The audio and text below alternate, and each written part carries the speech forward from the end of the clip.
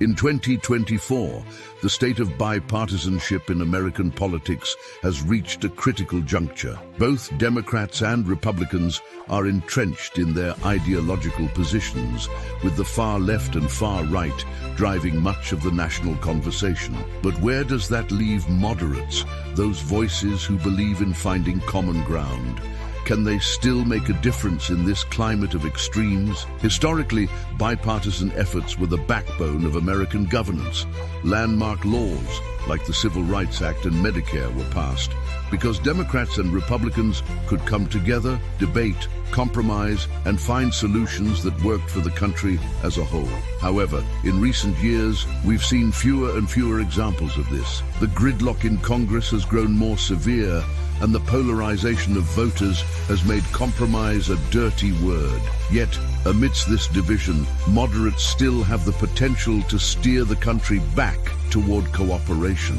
Despite these challenges, there have been moments of bipartisan cooperation in recent years. The infrastructure bill in 2021 was a rare example of moderates from both parties coming together to pass meaningful legislation that benefits the country. This kind of pragmatism demonstrates that bipartisanship isn't dead, but it's certainly on life support. Moderates still play a crucial role in navigating these turbulent waters. They can bridge the gap between Democrats and Republicans, advocating for policies that reflect the concerns of both sides. But the stakes are high. In a political environment where the loudest, most extreme voices often get the most attention, moderates risk being drowned out. There are significant pain points on both sides. For Republicans, the issue of immigration remains a major stumbling block. Hardliners want stricter border control and even harsher immigration policies, while moderates argue that there needs to be a path to citizenship for dreamers and more humane treatment of immigrants. On the Democratic side, healthcare reform is a divisive issue. Progressives push for Medicare for all, while moderates favor expanding the Affordable Care Act without completely overhauling the system. These internal party conflicts make it difficult for moderates to advocate for compromise. The problem is that both sides of the aisle view compromise very differently. For Republicans, many of whom are pushed by their base to adopt hardline positions on issues like immigration and taxes, any concession to Democrats can be seen as a betrayal of conservative values.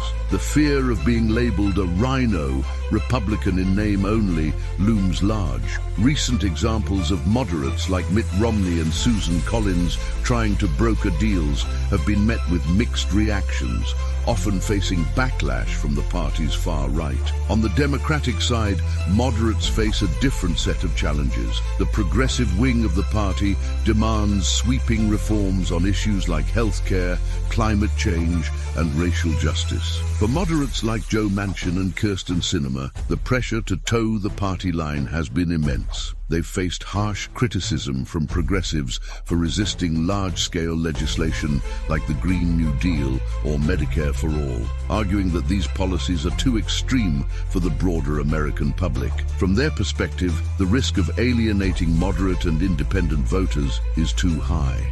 However, moderates have one advantage. They appeal to a wider swathe of the American electorate. Independent voters who often decide elections are more likely to resonate with candidates who take a balanced approach rather than those who lean into extreme ideologies.